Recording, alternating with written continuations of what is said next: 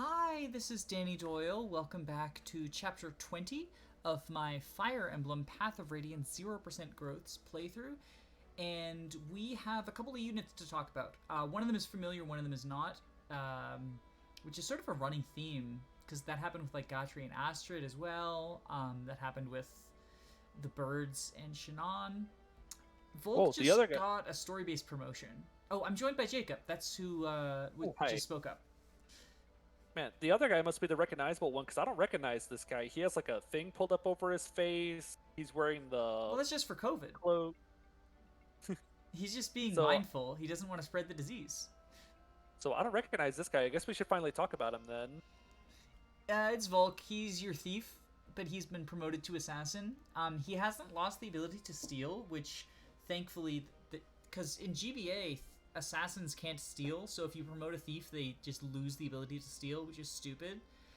Fell contract boys. But Volk has a story-based promotion. Funny enough, when he promotes, you can dismiss him. I've never done it. I don't think you get anything out of it, though. And even if you did, So I don't think it would be weird. worth literally every physics staff. Like, we're fielding him in this map for a physics staff. So, Can't have too many of those. yeah. I think, actually, let's see if there's any... Because I got Khalil, and she comes with a knife. Yeah, they're just knives. There's I no don't think you have daggers. any daggers yet. I didn't. You can get them at this point, but I didn't want to spend money on it. I mean, is he going to be doing damage with a dagger or even with a stiletto at this point? A stiletto's effective damage. I don't know, he might. But speaking of daggers, we have another unit to talk about who uses daggers. I don't see any daggers in her inventory. I see some spirit dust. She gave us this a long time ago and told us to give it to someone worthwhile. So I chose her. She's worthwhile. She was just investing it in our army, and she's getting her returns. Do you want to talk So, about Khalil while I do some management? yeah, for sure. So Khalil, I always thought of Khalil as kind of your Pent or Saleh, your mid-game sage that's supposed to help you out just in case you didn't feel like training up one of the other sages. The biggest difference between her and the other sages, especially from the GBA era, is she cannot use staves. She's stuck using knives as her second weapon, which is funny for memes and everything, but it does hinder her overall effectiveness as a unit. Because of that, she'll misses out on something that a promoted Ileana, a promoted Soren, or Tormod could potentially do for you, which I think is okay. I think it's fine enough that if you're going to get a free Sage, that it's gimped in some way, because Pent and Saleh are just so good that it makes sense that if you want a super good Sage, you have to get it yourself, or you get the lesser version of one. I don't know if I would call her the lesser version. She has B in every anima type, which even a trained Ileana, Tormod, or Soren is at most going to be able to use one Siege Tome, and she can just use all of them off the bat. Her magic is also ridiculous. Like, even without staves, Khalil is an instant feels for me. Oh, she's really useful. I even used her a couple times. Even if the staff it does suck that she doesn't get the staff utility, but usually by this point you don't need stabs as much in a vanilla playthrough, I guess, because your units just start taking less and less damage. So I guess the not having stabs doesn't hurt too much, but it would be nice if it was there. But offensively, she's wonderful. 18 speed is enough speed to double a lot of enemies. 21 magic hits so hard, even if she doesn't double. She'll still do some really good chip damage. It's interesting also, she has 8 strength, which feels high for a sage. I wonder if that's because she has knives, they were like, well, let's give her some strength to try to balance that out, which it doesn't. Like, there's no situation in which I will give her a knife. I think If there were a challenging magical boss with low defense but high res, then that could be like a thing to do, is like go at another sage using a knife since she has high res as well. But the only magical boss that I can think of is in the second to last chapter, and he isn't that challenging. He has like bolting and stuff. All the other magical ones have physical defense and attack with magical weapons, unless I'm Yeah. forgetting someone. Yeah, I can't think of very many magic bosses in this game. There's a sage in Twisted Tower, and I mean there's a priest in Solo, but you're not supposed to kill him. And There's that sage in it's one of the early chapters. I don't remember exactly what number it is, but it's when you get Mia and you yeah, get chapter Gashing 7. Shinon back. Chapter 7. Yes, I remember that guy's. I think it's a sage. It might just be a mage, actually. No, he's a mage. He's just a mage. I don't think you're fighting promoted bosses at that point in the game. Because you don't even have the base yet at that point. Now, one of my favorite parts about Khalil, I see that you gave her Vantage, which is a great skill to give to a mage, just for the off chance that they get attacked, that they might go first and kill the enemy with a crit, or I like giving Vantage to Soren because it gives him added chance to kill the enemy. But one thing I love about Khalil is with that magic dust you gave her, I believe that gives her just enough magic to two-hit KO the boss in solo to let you clear the chapter quickly. Yeah, that's typically... So it's also... You can do the one-turn clear with her and Tormod.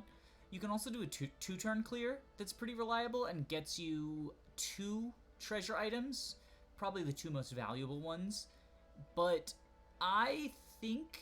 I mean, we'll talk about it when I get to Solo, but I'm genuinely considering trying to get all of the treasure in Solo instead of just the easy-to-get for the 1 or 2 turn clears, because this isn't an LTC, and one of the harder pieces of treasure to get is the only other spirit dust in the game, which either her or Bastion would make great use of. But we'll talk about that when we get to Solo. Oh, of course. Khalil, good.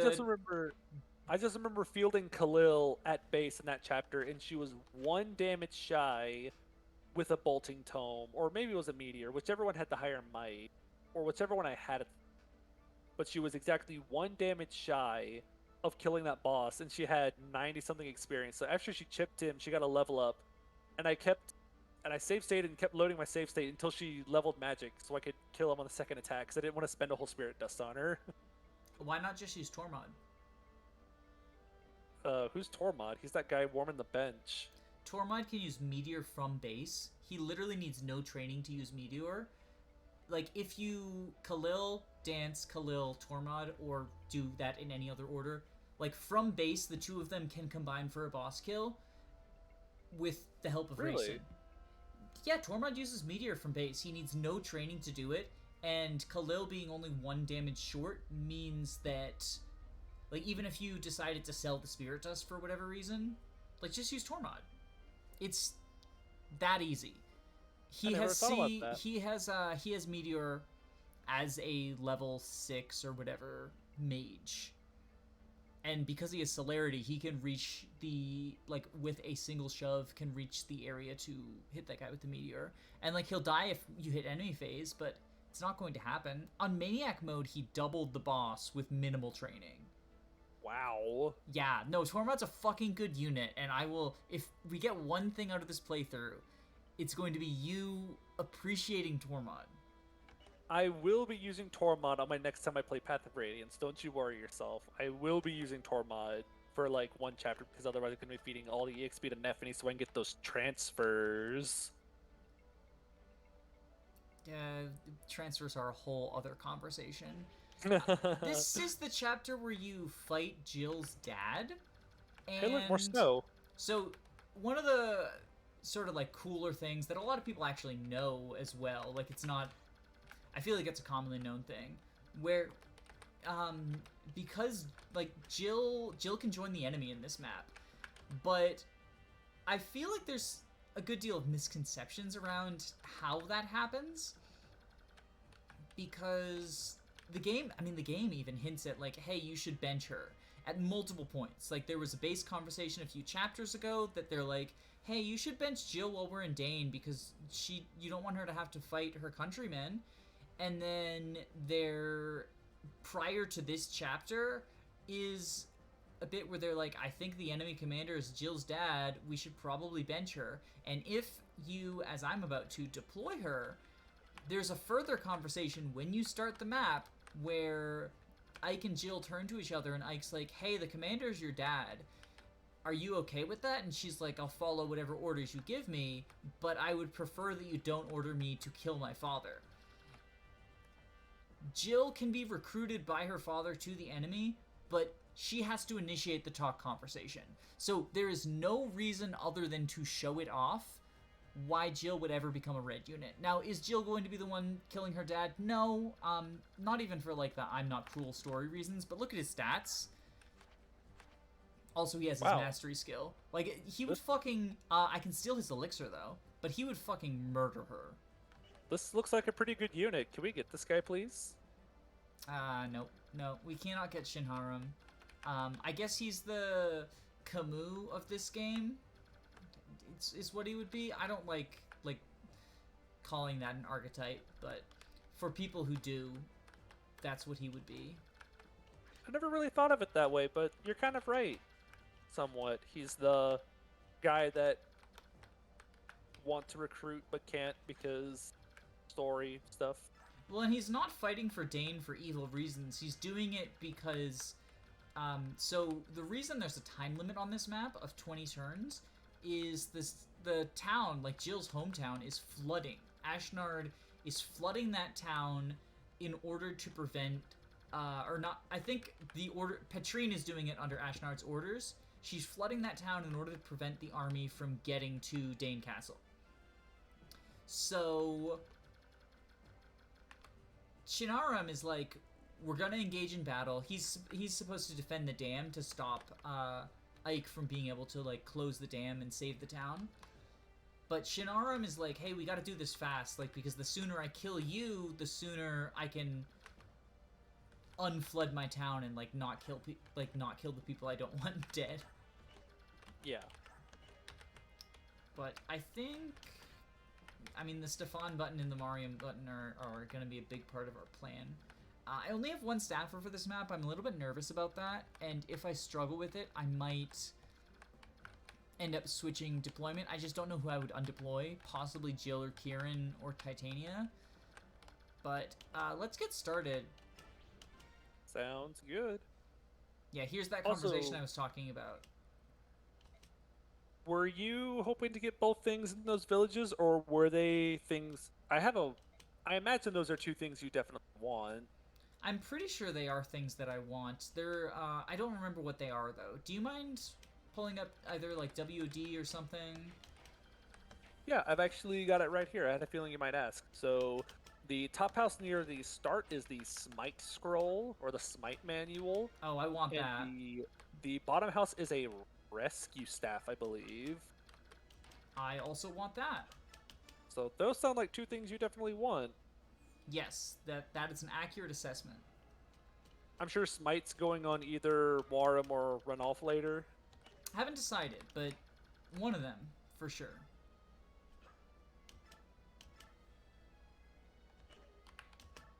So we're going to use up more Sonic Sword. More Sonic Sword. Use Sonic Sword to kill Wyverns. It's sort of... Oh, nice crit. Save a use. Ooh, good. It's sort of like the level 1, or the... Like, it's what you do with Tanith at this point. Send him down here to deal with these people. We'll just, like, rely on crits or whatever, instead of using the lightsaber. The safest way to play Fire Emblem. Yeah, exactly. Send Kieran as well. There we go. Perfect. Wonderful. Absolutely wonderful.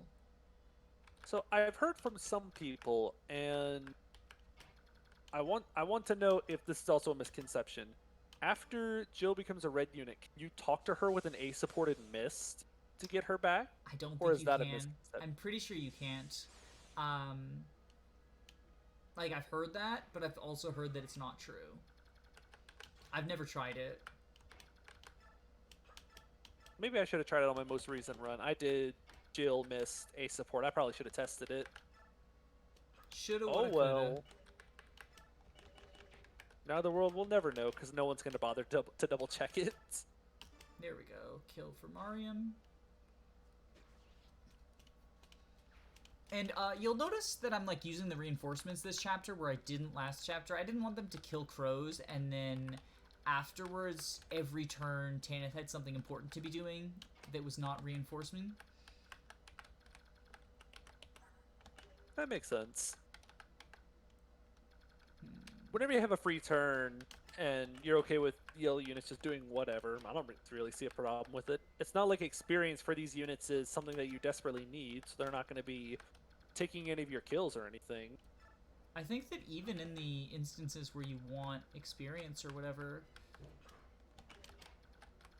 Oh no, I'm not saying don't use them they're good. in a gross playthrough. I'm definitely not saying that at all. Use these reinforcements. They are amazing. Use its power, I beg you. We'll get Rayson out of danger. Starting to look like a much more difficult task than I thought. Put him right there.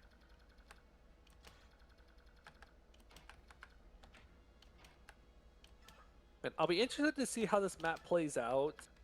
Considering whenever I play this map, I usually just send my 5 paladins down, and my 3 flyers right, and then the map ends. Yeah, it's a little bit... Oof. Yeah, attacking archers at 2 range with the javelin. Very smart.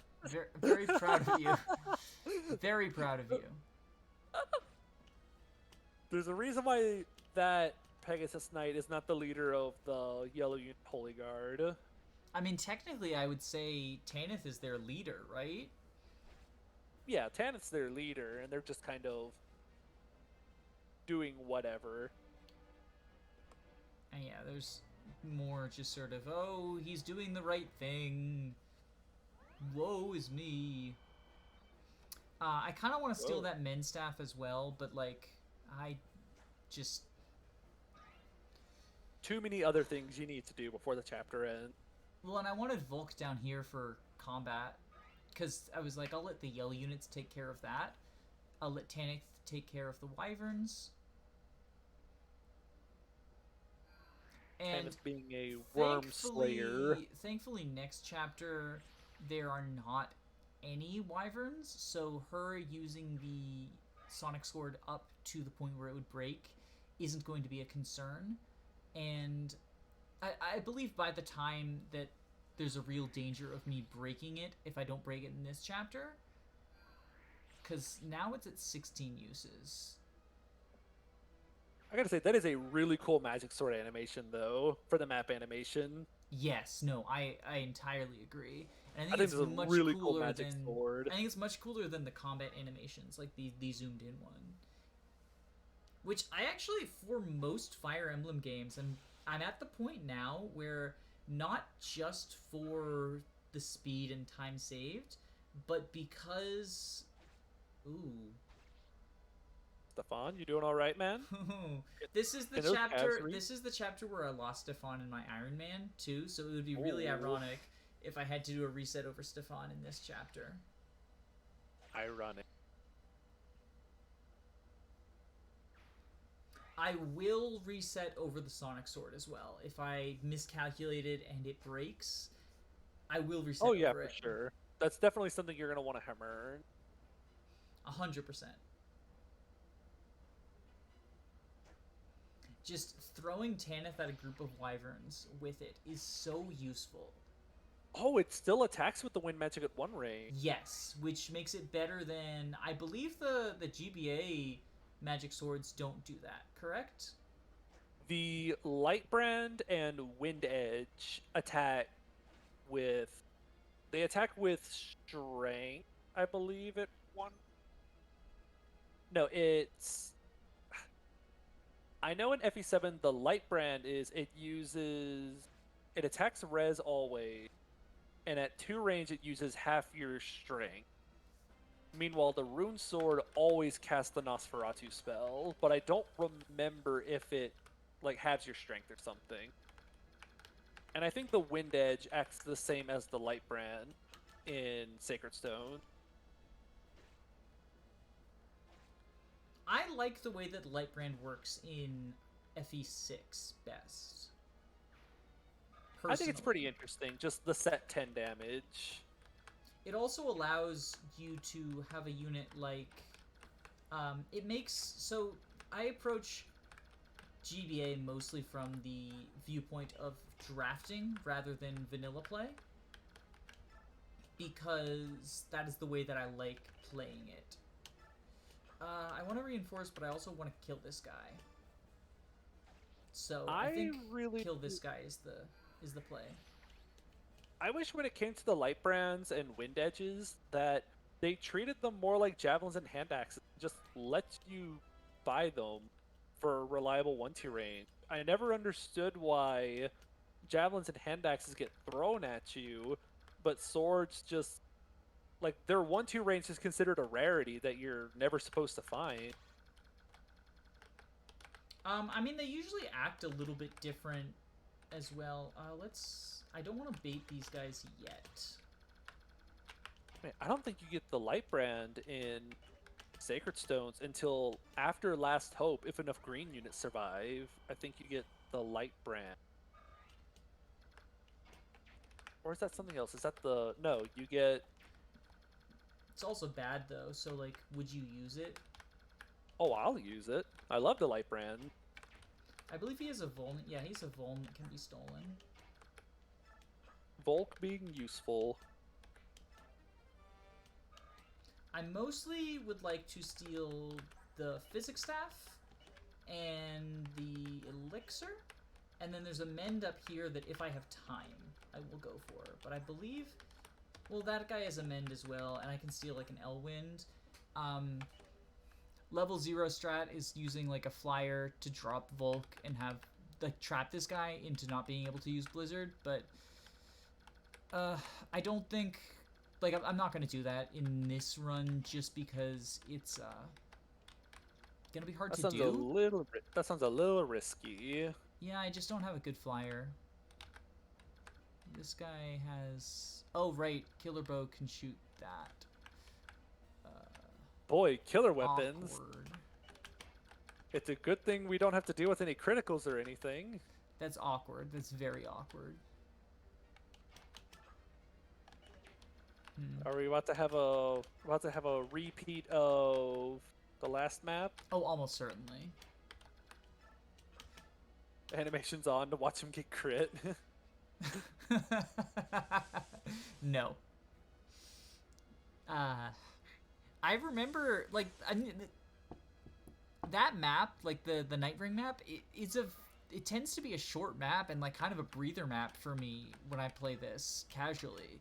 And I felt like it was going to be that in this playthrough as well, but then it just sort of wasn't. We sat down to play it expecting like, oh, we're gonna play that one and this map or whatever, and then we'll just have to put off Without a King until later, even though we might have time for it. But no, that ate up so much of our time now. I mean, defending Telegra is another short map, and not because it's a breather, but because, like, you cannot... I mean, I say short, but, like, I don't think... Even if there wasn't a time limit, you... And in I think it's more important to kill this guy than to... There we go, yes. Okay, so then we'll do that, and start putting... Because he's about to accidentally lure this group. So we'll get them down here for that. And put Jill here in range of just this Wyvern. Are we giving an occult to Volk, though? Lethality strats. I thought about it for the memes, honestly. There's not a lot of good occult targets in 0%, because normally you have 4 occults and you are using 4 paladins, so like easy peasy, that's what you do. Why did you kill my men staff, you bitch? You stupid bitch. She's helping. Whoa, calm down there, Kim. People who never played the Shia patch aren't gonna get that. People who never played Thracia won't either. Who plays Thracia? Me, I love it. I love Thracia so much. So yeah, that's the danger of, like, that's the dilemma with the yellow units is, yes, you can direct them, but if you direct them, they don't attack, but if you don't direct them, they'll sometimes do shit like that. Oh. There we go. Problem solved. The stream froze right as he pulled the arrow back, and I was like, come on, show me what's happening. That's really funny. Don't leave me hanging like this. If Jill engages in combat with another wyvern, they have basically a boss conversation with her. Where she screams, you abandoned your family in Dane, now pay for your betrayal. No, she talking to them has a boss conversation. Like they're like they're like surprised that she's fighting against them, and she is like sad because her whole thing is like she left Dane because she's not racist anymore, but that doesn't stop her from caring about the people, like, even though, like, shit's complicated. Weight of 12, you have strength of 14. Are we stealing a steel sword? I would like to steal the killer bow, personally. So here's what... Oh! We can box him in and get him to switch to the sword. Yeah, we're gonna go for the box him in strat. I was gonna say, you could steal the steel sword and pretend it's a Lagoon Slayer from Macloya. No, I can steal the killer bow. Like, that's good. That's good. Because even if Kieran never gets to see bows, Joffrey. Yes, Joffrey.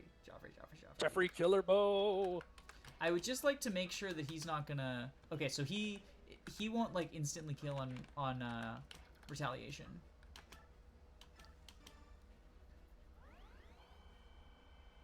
If you need a reason to see why archers are bad or why archers are suboptimal, just box one against the fence and then tell me they're good unit. And then how much? So you've got 12 defense. With the steel sword, it'll be 1 less attack, so that'll be 21 attack, speed of 13. So no matter what, like, weight-wise, he won't be doubled while he's holding an iron bow. So yeah, we'll just do this. Gamble! And now he's boxed in, and he has to switch to a sword in order to attack, so he'll do that. Meanwhile... Hey, look, a sniper. That doesn't cause you any problems at all, right? Fuck off. I would like these guys not to attack Kieran, is the thing. So, or Moarim? I healed Moarim, so he'll be fine. Oh, okay. He's got thick skin. I didn't know if the Lagoon Slayer might be a problem for him. It's 2x effective damage, so, like... That's... It will be a problem, but it won't be a huge problem.